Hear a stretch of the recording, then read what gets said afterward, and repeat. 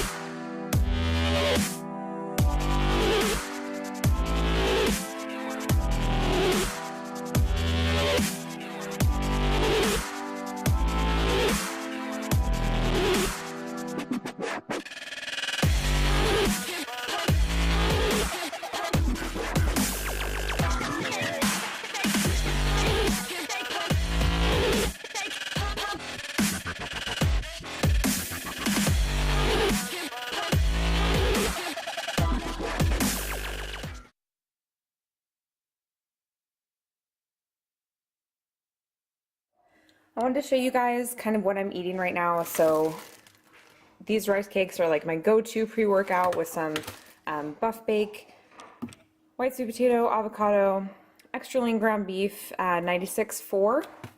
Chicken tenders, they actually have more potassium than chicken breasts, which is why I buy them. Low sodium turkey breast, strawberries, and an apple. These sandwich thins are bomb. I use them with the turkey and then some like light cream cheese and cucumber to make little sandwiches. Only 100 calories and their macros are really good. Power Crunch, my favorite. Salted caramel is my absolutely favorite flavor. Cucumber for those sandwiches. Tons of zucchini, red onion, obviously a ton of lettuce. Our buff bake, we have chocolate chips, snickerdoodle, white chocolate, and birthday cake. All of these are delicious. It's empty because all of this beautiful food is going to go in, but I eat fresh food most of the time. So when you eat whole foods all the time, you're going to go through it faster. I'm at the grocery store all the time, but it's totally worth it, and it's actually ends up being cheaper because I get coupons on a lot of this stuff most of the time. So yeah, and what else? Oh, eggs are a big thing right now, egg whites. A little bit of protein powder. Yeah, that's about it. So, see you guys in the next clip. I wanted to take a couple minutes and talk about some of my favorite tips and tricks to staying on track and choosing healthy foods. I know it can be super overwhelming. There's so much information out there. So these are some of the things that I've implemented, not only when I'm in prep, but when I'm in off season, to stay on track, make sure that I'm making mindful choices. And then also some things that you can do as you become more advanced to continue to make choices and evolve what your nutrition and kind of meals look like. So the first thing, if you guys don't already, is to download a meal tracker. I've been using MyFitnessPal for years. I love it. It's simple, it's easy. There's tons out there. This one just happens to be free. You can adjust your macros and nutrition goals within it. So don't just go off of what it gives you for like your height and weight if that's totally off. I always recommend playing around with it, putting in your own macro goals, and that way you can stay on track. It's not always exact, but if you have specific numbers, you know like what you can hit. But I highly recommend it. If you can't download a fit tracker, I definitely recommend using a food diary and just writing down what you eat every day. That way you can keep an idea of, you know, what you're eating, how often you're eating, the types of foods that you're eating. One of the things I like about having a food tracker is that it also calculates your micronutrients. That is probably the biggest question I got about nutrition when I asked you guys to give me questions was, what about macros? So macros are vitamins and minerals. So macros are fat, carbs, protein. Pretty simple. Every single food is made up of them. Even if you are on a meal plan, you are still eating macros, and I think people can get a little confused sometimes. So meal plan is not flexible dieting, but everything is comprised of macros and micros.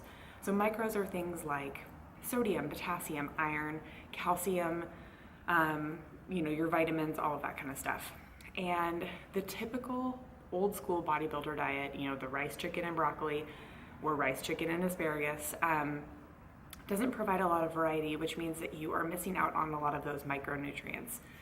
One of the beauties about flexible dieting, and something that I implement, I like to think of myself as a clean, flexible dieter. So the majority of my foods, I would say 95%, besides my protein powder and an occasional protein bar, are whole foods. I can see on my fitness tracker that I'm hitting my sodium and potassium goals. I can see where I'm falling short, and then if I need to, I can supplement. I think a lot of people just think, oh, I'll just add all the supplementation in.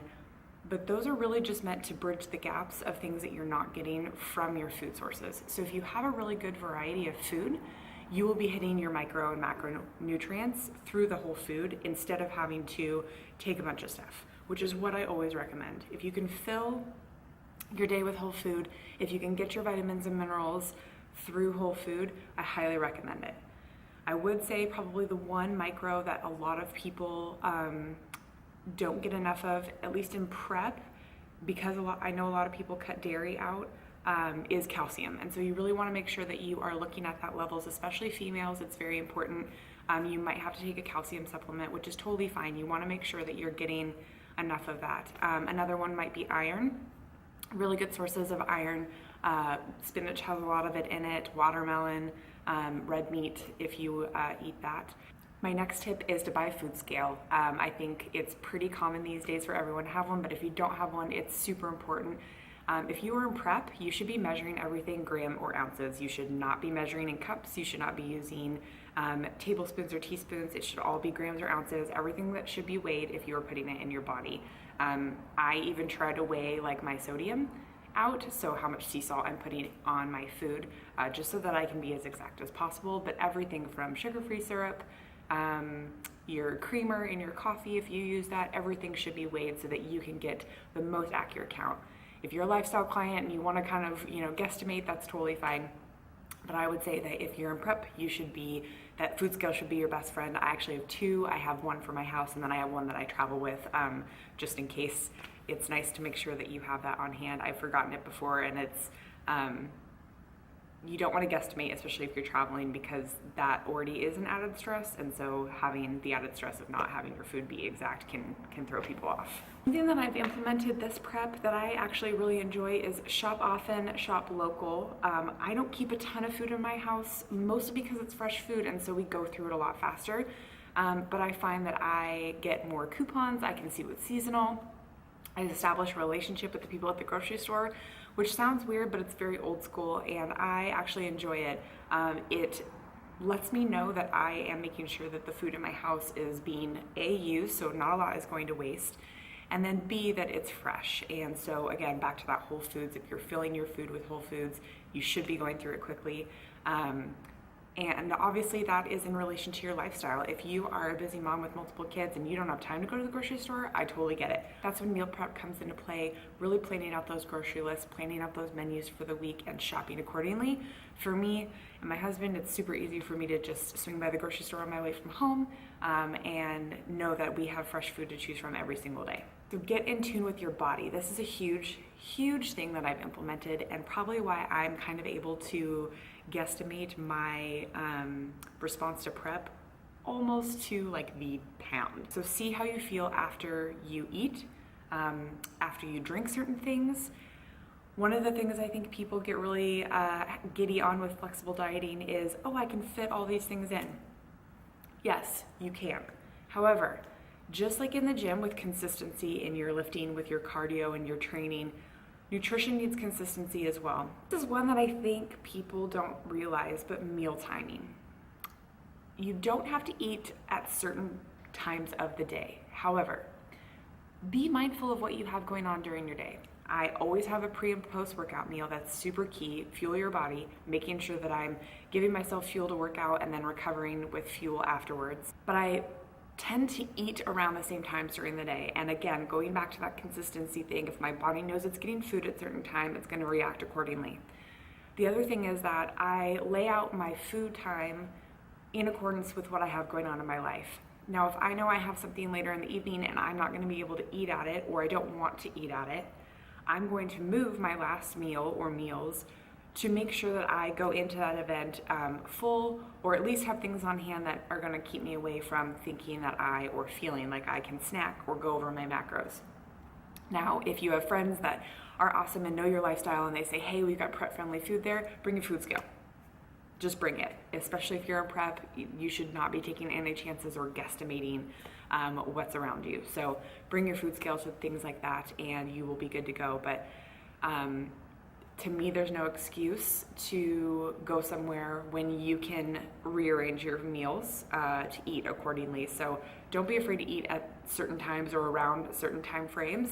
I feel like it just helps you stay on track when you have kind of that mapped out. So, and maybe you are someone who really likes structure and set meal times for yourself. Give yourself time, and sometimes you can stretch your food a little bit longer, especially if you're in a deficit. Just to recap, download a food tracker, buy a food scale, shop local, shop often, get in tune with your body. Don't be afraid of meal timing. Keep it clean or keep it fresh. Try to go for a majority of whole foods. And the tip on that, really, the ice cream's gonna be there. So like, it's okay to go a little while without it. It's fine. It's not going to go anywhere. I promise you. And then be willing to recognize when you need to change your plan. I think a lot of us get in this, oh, this is what works for me. Well, does it? Have you actually gotten the results that you wanted from your plan before? And if not, don't be afraid to make a change. On the opposite side, if things are working and people around you are making changes, don't be afraid to stay the course. You don't need to make changes if your body is responding. You don't need to make changes if you are moving forward towards your goal. So just because everyone else has changes all the time, that means that they're probably having to adjust their plan. That doesn't mean that you need to.